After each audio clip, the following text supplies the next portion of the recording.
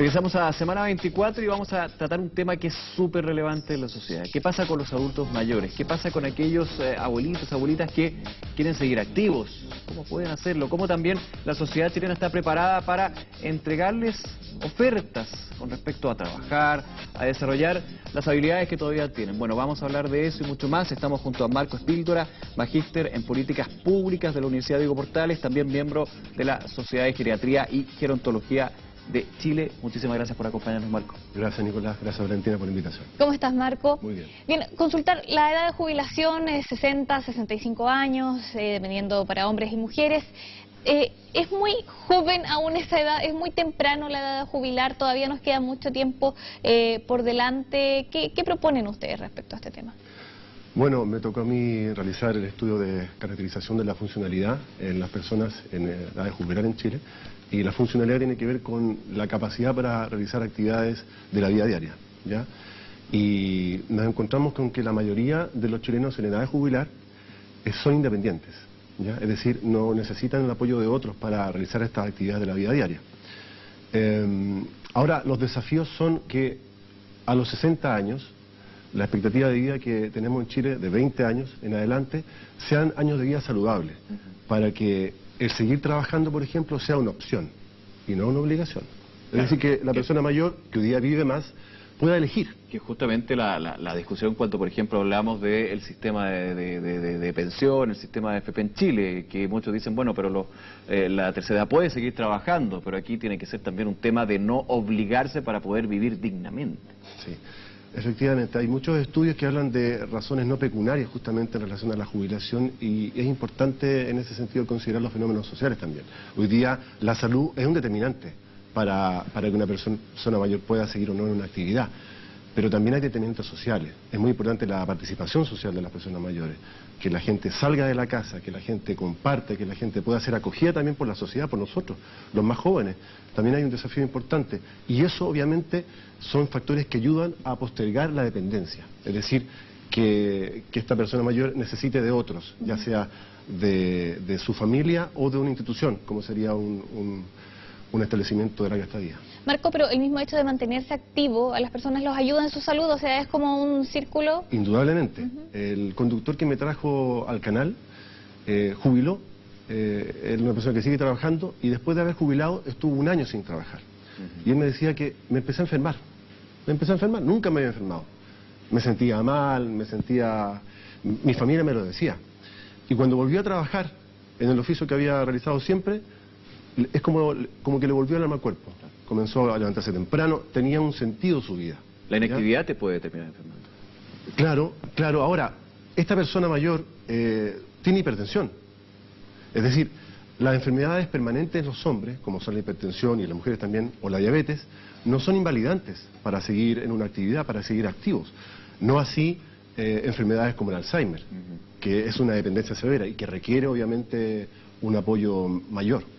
Por lo tanto, la actividad en general, no solamente el seguir trabajando remunerativamente, sino que el poder volver a estudiar, el poder tener capacitación, el poder salir. Hoy día la mujer participa más que el hombre.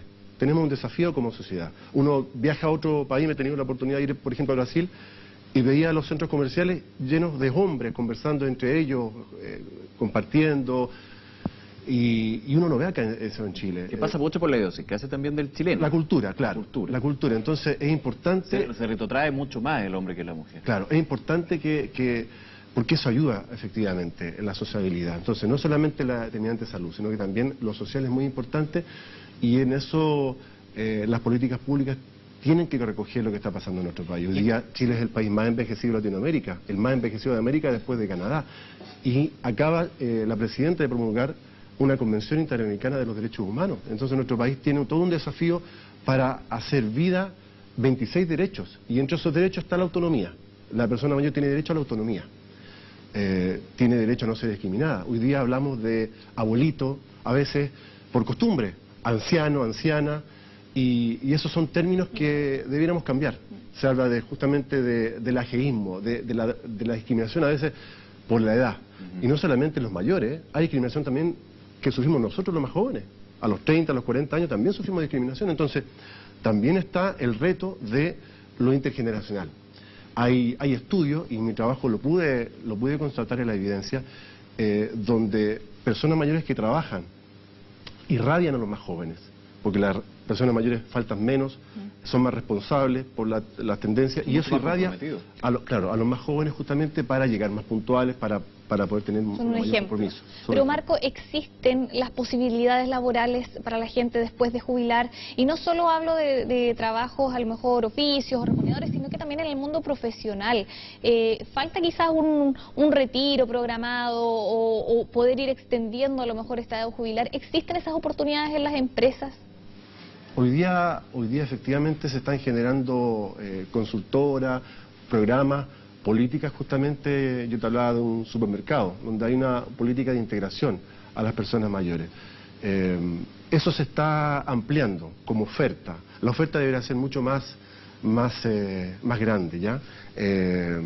Porque hoy día hay universidades en el mundo que también están entregando asignaturas para personas mayores, capacitaciones. Por ejemplo, hay un tema de la analfabetización digital.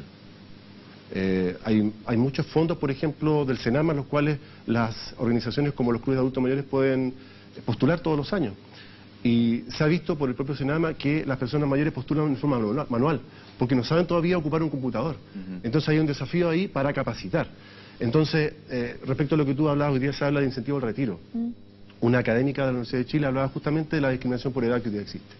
De incentivar a los 65 años académicos que podían seguir trabajando y entregar su experiencia, de incentivar lo que dejen de hacer lo que han hecho siempre a los 65 años, cuando podrían seguir a lo mejor en medio tiempo. Claro. Como que de alguna manera los obligan más que incentivarlo. Y ahí está el problema, porque también viene el efecto de que haber estado trabajando toda una vida y que de un día para otro digan, oiga, pero llegamos hasta acá y yo me siento con todas las condiciones, eso finalmente es lo que te afecta mentalmente y tiene todo un efecto físico. Simone de Beauvoir, que ustedes tienen que haber escuchado hablar, esta escritora francesa, conocida por otro escritor, por Sartre, el año 70 escribió este libro, La vejez. Y ya en esa época ella hablaba justamente que la jubilación debiera ser gradual para que no fuera penosa, para que no sea un mazazo. El año 70. Y ya el año 70 ya hablaba justamente de la discriminación, de la falta de derechos que tienen hoy día las personas mayores. Y que tenemos, como digo, vuelvo a reiterar, un desafío país para que haya políticas de Estado permanentes, porque ya este tema se nos vino así como un tsunami. O sea, ¿Y cómo podría ser una salida gradual? Que ahí está el desafío finalmente. O sea, gradual es que debiera haber una transición, debiera haber incentivos políticas para que efectivamente no sea solamente un tema de debate aumentar o no la edad de jubilación, porque todo se centra como en la discusión, es mucho más que eso. O sea, yo decía, hay determinantes de salud y sociales, culturales también. A mí me ha tocado conocer las trayectorias de personas como Vicente Bianchi, que el año 2016 recibió el Premio Nacional después de 18 intentos, y a los 98 años sigue activo. O Humberto Dubochel, un actor, a los 88 años sigue activo. En el mundo hay otros, Clint Eastwood sigue dirigiendo a los 87 años. Entonces, son casos conocidos, hay muchísimos casos desconocidos. Anónimos, claro, de personas que tienen trayectorias y que pueden seguir haciendo lo que les gusta, haciendo clases, por ejemplo. Entonces, tienen que haber incentivos de parte del Estado y de la sociedad, de la empresa privada. Y no solamente, insisto, en lo remunerativo, sino que también el hacer lo que ellos quieran hacer, que efectivamente sea una opción. Pero en ese punto, ¿en Chile hay respeto por el adulto mayor? Te lo pregunto porque, por ejemplo, si hacemos la comparación, la clásica que se me viene a la cabeza es la de Japón. Hay un respeto, hay una idea de que el adulto mayor puede entregar experiencia, puede enriquecer a los jóvenes justamente, que pueden verlos como un modelo a seguir. Aquí como que no pasa eso. Aquí tenemos un reto respecto al tema del buen trato, ¿ya? El buen trato, porque hoy existe un maltrato que no es solamente físico hacia las personas mayores. Uno lo ve en un edificio, por ejemplo, que no tiene ascensor, o en las puertas o en las rampas, en el metro, por ejemplo, no en el asiento, lo que ocurre en Japón, el respeto hacia las personas mayores, una consideración más bien. Y eso tiene que ver justamente con algo que como sociedad culturalmente todavía estamos al debe y es parte también de lo que señala esta convención. Pero yo creo que también todo parte por la familia. Hoy día se ha perdido también esos almuerzos familiares con las personas mayores, con el abuelo, con la abuela. Pero yo creo que el cambio tiene que venir desde la educación, considero yo, desde los niños, ¿no es cierto?, que hoy día estamos nosotros como padres formando. Y si yo veo que hay un respeto familiar en la casa, eso también se va a multiplicar en la sociedad. Por lo tanto, el respeto tiene que ser de la sociedad. Los medios de comunicación pueden hacer mucho, efectivamente, visibilizando este tipo de estudios, de evidencia, y en el lenguaje. Hoy día hay manuales sobre el lenguaje, sobre el uso de términos como anciano, como abuelito. No todos son abuelitas las personas mayores. Hay personas mayores solteras, hay personas mayores que han tomado la decisión en su vida de seguir trabajando o no, en fin. Entonces, hay un desafío respecto al tema del buen trato y hoy día están todas las alternativas para que como sociedad podamos tener en ese sentido una sociedad inclusiva respecto a nuestras personas mayores. Entonces el cambio tiene que ser cultural, político, social, es una responsabilidad de todos. Marco, comentar además, ¿qué tanta autonomía puede tener una persona de 60, 65 años y cuando jubila su renta disminuye quizás hasta un tercio de lo que percibía? O sea, también su calidad de vida, su misma autonomía económica puede disminuir. Entonces tenemos que hacernos cargo de esto, cómo hacernos cargo también pronto. Fue un debate, ha estado muy presente el tema de las AFP, pero no solo por una reforma al tema de las pensiones, sino que también buscando esto, autonomía de las personas de más de 60, 65 años. Efectivamente, las bajas pensiones son una determinante muy importante para que la persona se vea obligada a seguir trabajando.